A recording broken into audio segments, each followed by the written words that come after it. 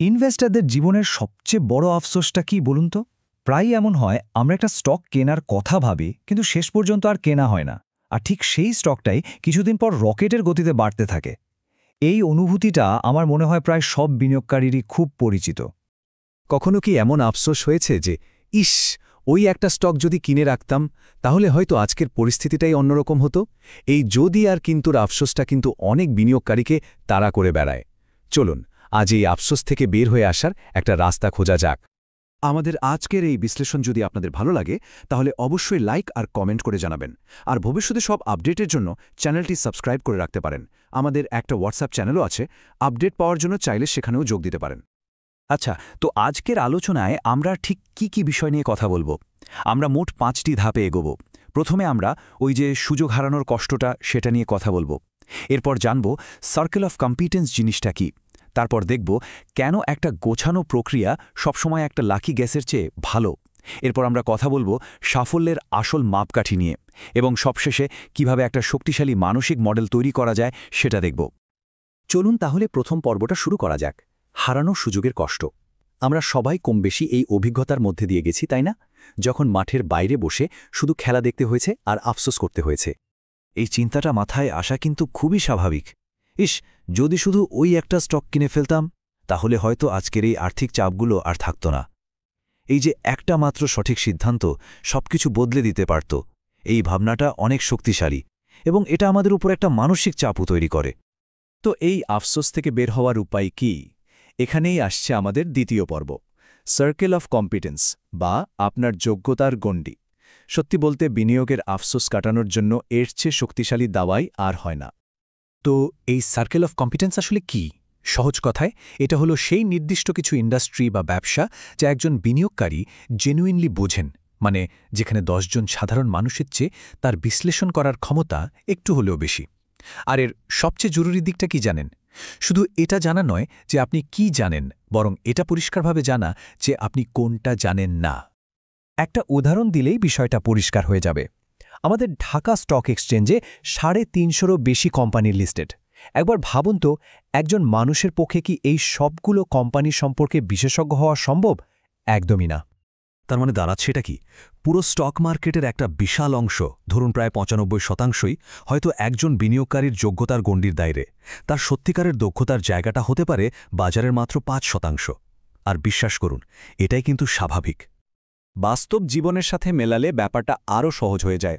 দেখুন, একজন সেরা ক্রিকেটারের কাছ থেকে তো আমরা আশা করি না যে সে একজন প্রফেশনাল ফুটবলারও হবে, তাই না? বা একজন খুব ভালো আর্টিস্ট যে টেক্সটাইল ম্যানুফ্যাকচারিং বুঝবে, এমন তো কোনো কথা নেই।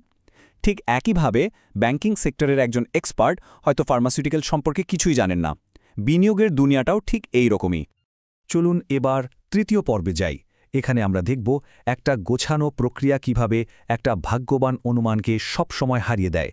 আর সবচেয়ে বড় কথা, আমরা বুঝব যে কেন নিজের যোগ্যতার গণ্ডির বাইরে গিয়ে লাভ করাটা আসলে একটা বিপজ্জনক ব্যাপার। দেখুন, মার্কেটে লাভ করার দুটো রাস্তা থাকতে পারে। একটা হলো একটা ডিসিপ্লিনড প্রসেস ফলো করা, যেটা বারবার করা সম্ভব, দক্ষতার উপর নির্ভর করে আর লম্বা সময় সম্পদ তৈরি করে। এর ভিত্তি হলো বোঝা। আর অন্যটা হলো একটা লাকি গেস, যা একেবারেই র্যান্ডম, আবেগের ওপর চলে, আর এর ভিত্তিটা হলো নিছকই ভাগ্য। আর এখানেই বিপদটা। ভাগ্যক্রমে পাওয়া একটা জয় আপনার পুরো বিনিয়োগ প্রক্রিয়াটাকেই নষ্ট করে দিতে পারে। কারণ তখন আপনার মনে হতে পারে, বাহ, আমি তো জিনিয়াস। আর এই চিন্তাটাই আপনাকে ভবিষ্যতে আরও বড় জুয়া খেলতে উৎসাহ দেবে, যার ফলাফল হতে পারে আরও বড় ক্ষতি। চতুর্থ পর্ব, আসল স্কোর কার্ড। এবার সময় হয়েছে আমাদের ফোকাসটা একটা মাত্র স্টকের গল্প থেকে সরিয়ে এমন কিছুর দিকে নেওয়ার যা আসলেই গুরুত্বপূর্ণ। কেন পুরো পোর্টফোলিওটাকে একসাথে দেখাটা এত জরুরি?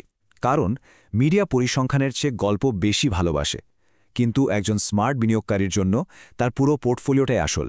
কারণ এটাই তার লাভ আর ক্ষতির মধ্যে ভারসাম্য আনে, বিভিন্ন সেক্টরে ঝুঁকি কমায়, এবং দিন শেষে এটাই তার বিনিয়োগ দক্ষতার আসল মাপকাঠি। কেউ হয়তো আপনাকে একটা স্টকে 20 গুণ লাভ করার গল্প শোনাবে, কিন্তু সে যে আরও 20টা স্টকে টাকা হারিয়েছে সেই গল্পটা কিন্তু আপনাকে বলবে না। নিজেকে বিচার করার জন্য এর চেয়ে সহজ আর কার্যকরী প্রশ্ন আর হয় না। আপনার মোট পোর্টফোলিও কি ডিএসসিএক্স ইন্ডেক্সকে পিছনে ফেলতে পারছে? বাংলাদেশের একজন বিনিয়োগকারীর জন্য এটাই সাফল্যের সেরা বেঞ্চমার্ক হওয়া উচিত। এবং আমরা আমাদের আলোচনার একেবারে শেষ পর্বে চলে এসেছি। এখানে আমরা দেখব কিভাবে একটা শক্তিশালী মানসিক মডেল তৈরি করা যায় যা আপনাকে একটা শৃঙ্খলাবদ্ধ এবং শান্তিময় বিনিয়োগের দিকে নিয়ে যাবে। বিনিয়োগে মানসিক শান্তি পাওয়ার জন্য এই 4টি ধাপ ফলো করা যেতে পারে। 1. নিজের যোগ্যতার গণ্ডিটা ঠিকভাবে চিনে নিন। 2.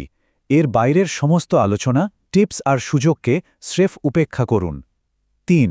নিজের পারফরম্যান্সকে সবসময় একটা স্টকের ভিত্তিতে নয়, বরং পুরো পোর্টফোলিওর ভিত্তিতে বিচার করুন। এবং 4. এই সত্যিটা মেনে নিন যে আপনি বাজারের প্রত্যেকটা উইনারকে ধরতে পারবেন না এবং এটাই বিনিয়োগ করার সঠিক রাস্তা। এই আলোচনাটা শেষ করার আগে চলুন একটা প্রশ্ন নিয়ে ভাবা যাক। একজন বিনিয়োগকারী হিসাবে আপনার নিজের সার্কেল অফ কম্পিটেন্সের ভেতরে আসলে কি আছে? কোন ইন্ডাস্ট্রি বা কোন ধরনের ব্যবসা আপনি সত্যিই ভালো বোঝেন? এই আত্মবিশ্লেষণই কিন্তু একজন সফল বিনিয়োগকারী হয়ে ওঠার প্রথম ধাপ।